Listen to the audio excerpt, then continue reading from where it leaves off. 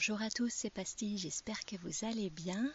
Eh bien, on se retrouve pour un nouvel épisode de podcast. Il fait très beau, il y a quelques nuages, mais alors il fait bon, il fait très très doux. On est maintenant 4-5 jours après une grosse pluie, le sol s'est bien ressuyé. Et c'est l'occasion pour moi d'aller faire un petit peu de désherbage d'hiver dans mes fraisiers. Alors c'est une parcelle qui est juste à quelques mètres de là où on a semé le blé.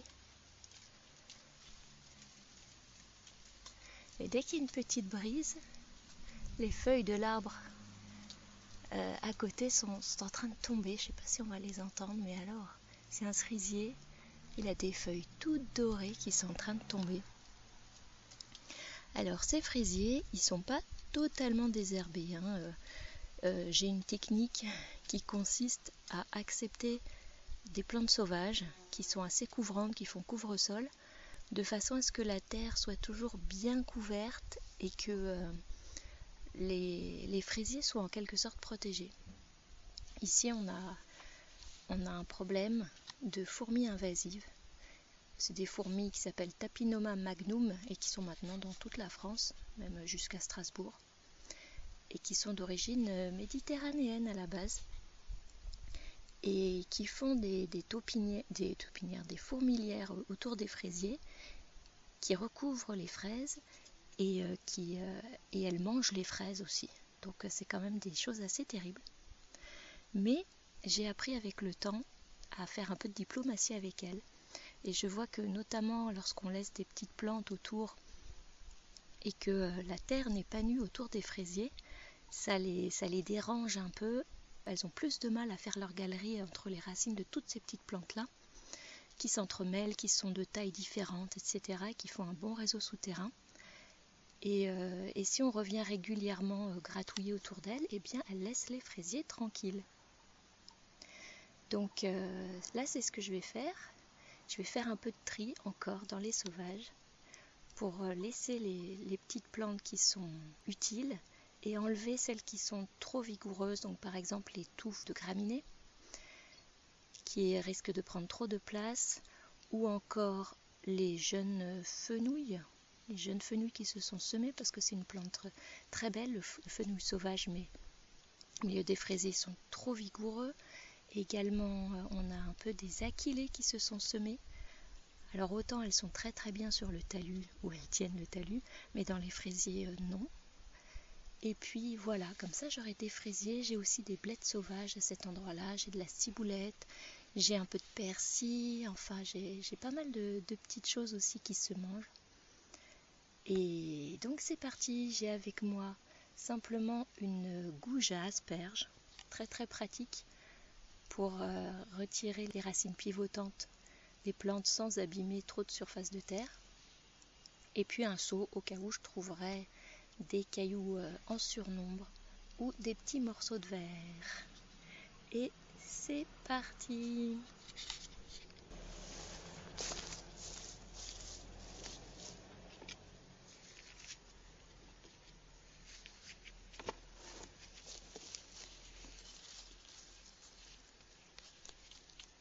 Alors la texture de la terre est impeccable. Et les petites herbes, je les mets simplement dans l'allée dans laquelle je me tiens.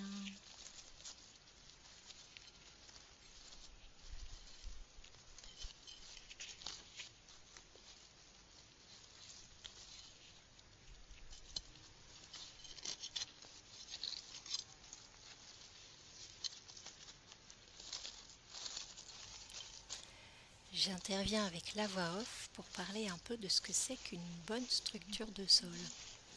Alors ça dépend ce qu'on veut faire du sol, bien entendu, mais dans le potager, c'est une terre à la fois riche et légère pour les petites racines des légumes, pour bien les nourrir et rendre leur croissance facile. Alors, au regard, elle est granuleuse, la terre. Elle est plutôt sombre et granuleuse. Elle n'est pas collante au toucher.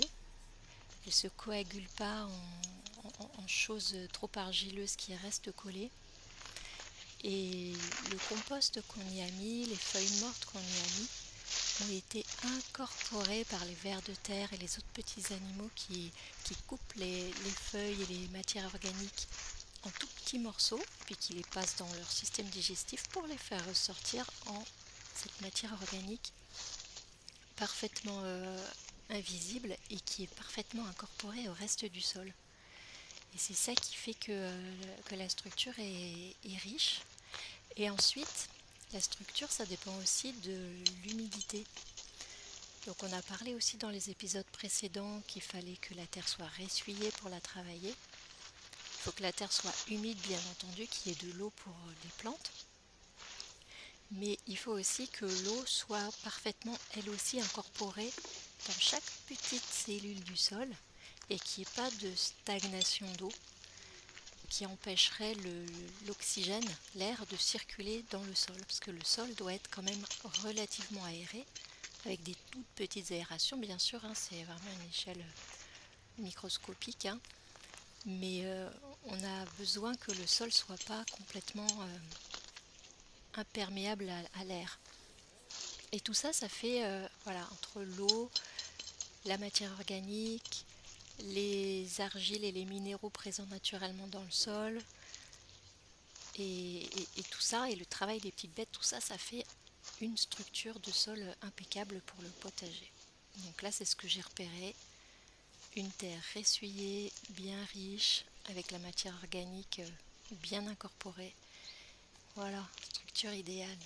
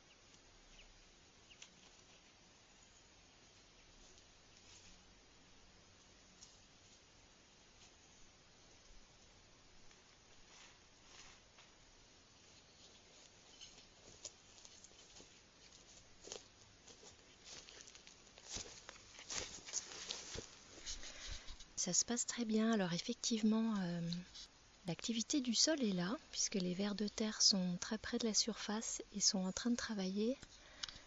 C'est normalement un travail qu'on ne fait pas l'hiver parce que les températures sont trop basses. Mais là, la température est remontée depuis quelques jours. Il doit faire 15 degrés à peu près en moyenne. Je pense qu'aujourd'hui, il fait même plutôt 17. Donc on est un peu comme à l'automne ou au printemps, c'est-à-dire que les herbes peuvent même recommencer un petit peu à pousser. Donc c'est pas conseillé évidemment dans toutes les régions. Alors c'est une parcelle de fraisier qui a été planté à l'automne 2023, donc il y a un petit peu plus d'1 an, et qui a eu une première année très difficile car elle a connu plusieurs incursions de sangliers. Donc j'ai retrouvé plusieurs matins les jeunes fraisiers, les racines à l'air, les sillons désordonnés, etc. Et j'ai tout remis tant bien que mal en urgence.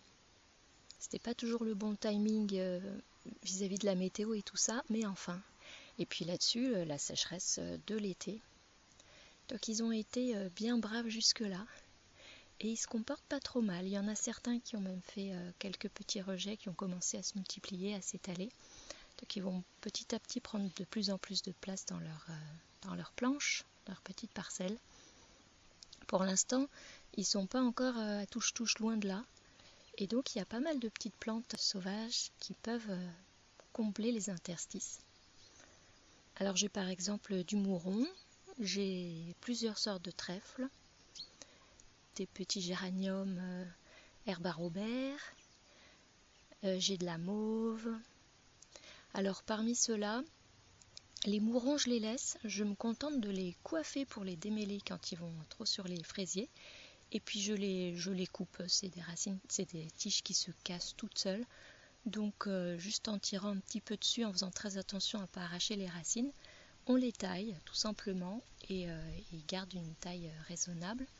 Les trèfles, je les enlève un petit peu plus parce qu'ils peuvent faire des réseaux beaucoup plus solides. Ils ont une espèce de pivot qui va très loin. Et il ne faut pas que ça concurrence les fraisiers. Donc je laisse seulement ceux qui sont bien au large des fraisiers. Comme j'ai dit, toutes les graminées, je les enlève. Et les mauves, c'est pareil, ça peut devenir des plantes très puissantes, comme les fenouils d'ailleurs. Et donc ça, je les laisse seulement en bordure de la parcelle, mais pas au milieu des fraisiers. À moins qu'il y ait vraiment une surface sans fraisier.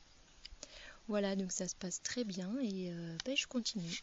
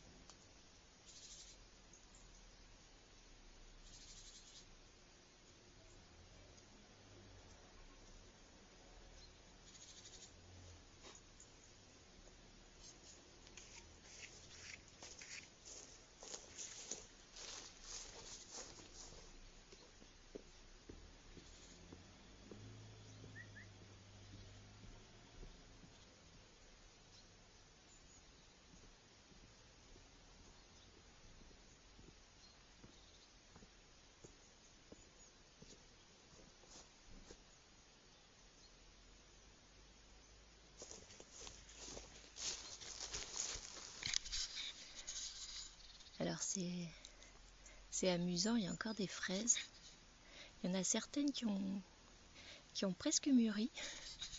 Et la partie mûre a été soigneusement dévorée par je sais pas qui, peut-être une petite limace. Et la partie pas mûre a été soigneusement laissée. Et j'ai trouvé une autre fraise qui a germé sur elle-même. Vous savez que la fraise, la partie qu'on mange, on va dire, il y a plein de petits grains dessus.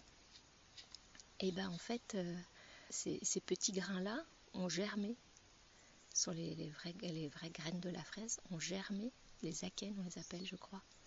Et donc il y a plein de mini fraisiers sur la fraise.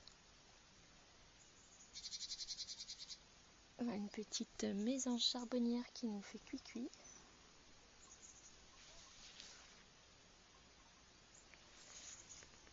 Et voilà, bah, c'est reparti. Donc c'est amusant ici, l'hiver est jamais totalement froid, donc les fruits continuent à pousser très longtemps en saison. Et les oiseaux sont avec nous.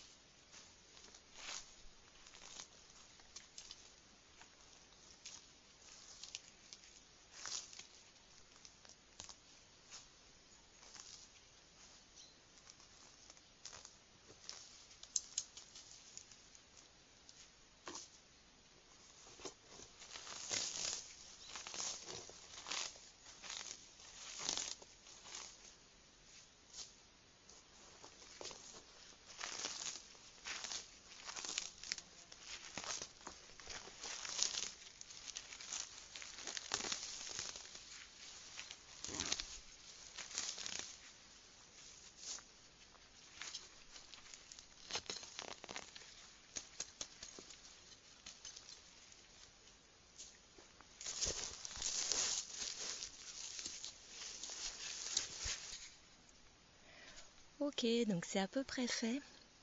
Alors je vais parler de l'organisation un peu de la parcelle.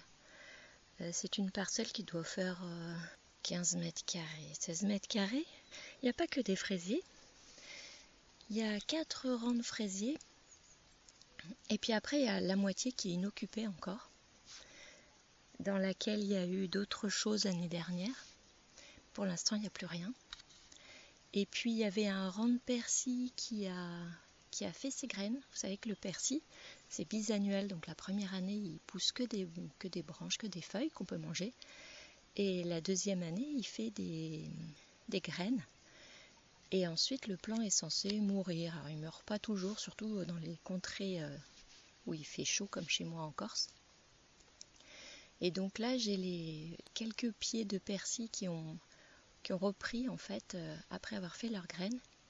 Et il y a pas mal de graines qui ont dû germer, enfin qui ont dû en tout cas se semer tout autour et qui doivent être en train de germer ou qui vont germer au printemps. Donc je fais un petit peu attention quand je travaille près d'eux. Il y aura des choses à surveiller. Et alors les rangs de fraisiers sont organisés 2 par 2. Et de part et d'autre de cette paire de 2 sillons, enfin de 2 rangs, il y a un petit canal d'irrigation. Donc un petit creux, ce qui fait que quand je veux les arroser, en fait, je mets le bout du tuyau au bout du canal. Et puis l'eau coule dans tout le canal et puis arrose les fraisiers à gauche et à droite. Et puis voilà, et 2 rangs après c'est pareil. Donc sur une série de 2, par exemple, une planche où il y en a 2, le rang de gauche est arrosé par le sillon de gauche, le rang de droite par le sillon de droite, etc. Et ça marche très très bien comme ça. L'avantage c'est que d'abord on n'a pas d'arrosage par aspersion, on n'a pas l'eau qui arrive par-dessus sur les feuilles, sur les fruits, tout ça. Ça évite le pourrissement, ça évite plein de problèmes, ça évite trop d'évaporation. Et comme ça l'eau va directement au plus près des racines, au plus près du sol. Et ça sert aussi de petit canal de drainage quand il y a des très fortes pluies comme on a eu récemment. L'eau tombe dans le jardin et au lieu qu'on ait des espèces de petits torrents, mini torrents de boue qui traversent les sillons et qui suivent la pente naturelle, là la pente elle est créée par moi. Il y a quand même la pente naturelle, j'ai pas fait les sillons n'importe où, mais l'eau est rattrapée dans ces petits canaux là et les fraisiers restent tranquilles. Voilà. Alors, je suis déjà intervenue plusieurs fois sur ces fraisiers. À l'automne, j'ai mis du compost et j'ai mis des feuilles mortes en paillage. D'ailleurs, il y en a beaucoup déjà qui ont été dégradées par les vers de terre. Et je vais pouvoir en remettre là puisque la vie est encore active. Et donc l'automne, c'est une très très bonne période pour nourrir les fraisiers et puis d'autres plantes potagères parce que les vers de terre et les autres petits organismes du sol sont très actifs. C'est là qu'ils vont pouvoir absorber bien la nourriture et la dispenser autour d'eux. Et donc c'est un petit travail en fait on va dire, il y a taille d'herbes sauvages, démêlage de fraisiers, arrachage des herbes en trop. Donc c'est toujours du tri dans les sauvages que je fais. J'ai un jardin où j'utilise beaucoup les plantes sauvages. Ça me fait un jardin beaucoup plus fort, beaucoup plus résistant et plus facile à entretenir finalement. Donc c'est un petit travail que je vais pouvoir faire régulièrement dans l'hiver, quand l'occasion s'en présente comme là, une petite heure par-ci, une petite heure par-là, même pas une demi-heure, parfois ça suffit, pour avancer doucettement vers le printemps prochain, où tout sera prêt à refleurir et à faire des fraises. Voilà. Je vous souhaite une très bonne journée, de très bonnes fêtes de fin d'année. Et je vous dis à bientôt pour une prochaine fois. Et en attendant, portez-vous bien.